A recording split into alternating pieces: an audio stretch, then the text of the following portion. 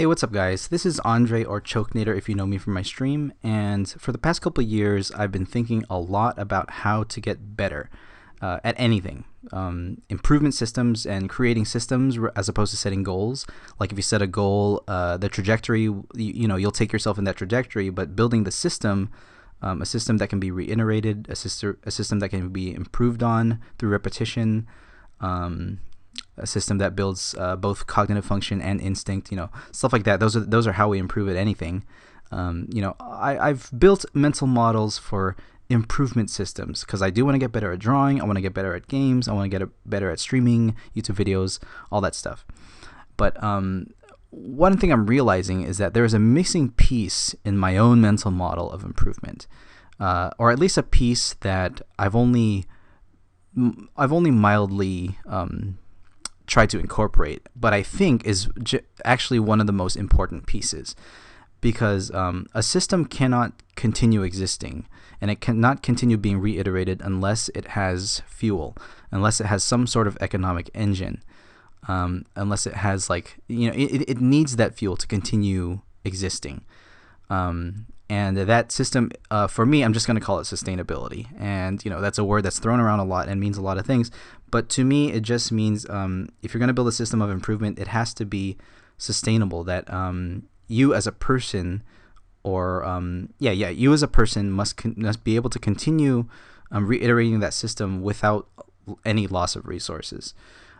So I guess the best way to simplify this thought is that if you're going to improve at anything, generating income should be part of that system in order for you to be able to do it forever.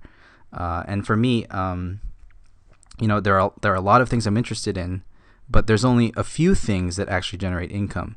I can talk about this in a future video about the Ikigai model, about why having income is so important.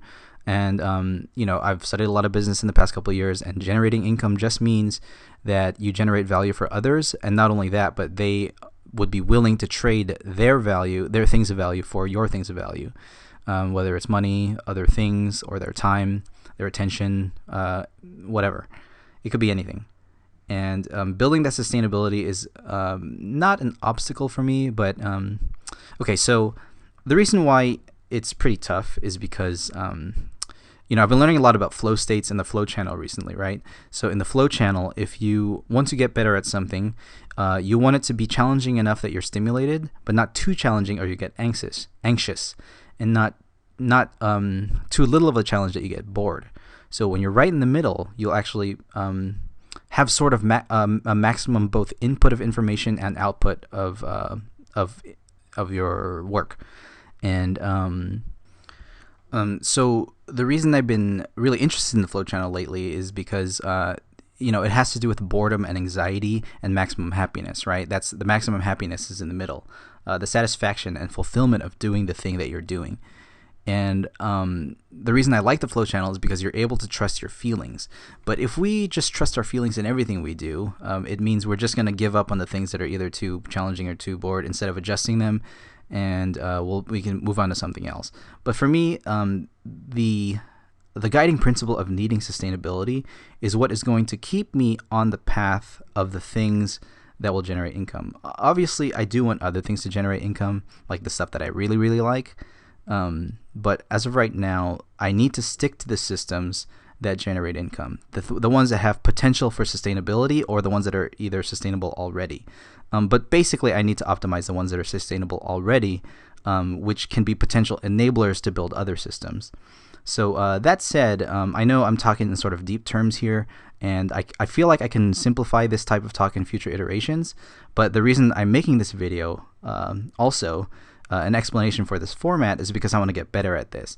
And one thing that makes it really easy for people to make videos like this is that you can actually recycle assets. Like if I have a face here that you're seeing on, or some character here that you're seeing on screen, I can just recycle and copy and paste the frames of where this character is, and draw in more poses and stuff like that. And if in a future video, if I'm going to do the same thing, I can actually have more of the same type of thing, meaning like I can just reuse what I use in this video, or I can just add to it. So these videos, if I continue making these, it'll be a demonstration of all the things I've just talked about, and hopefully you guys will continue to get it more in the future as I release more. So hopefully you guys enjoyed that. Let me know what you think in the feedback, if this was too vague, if you want me to be more clear, or if you have any questions about what I'm talking about. All right, peace out, guys. Bye-bye.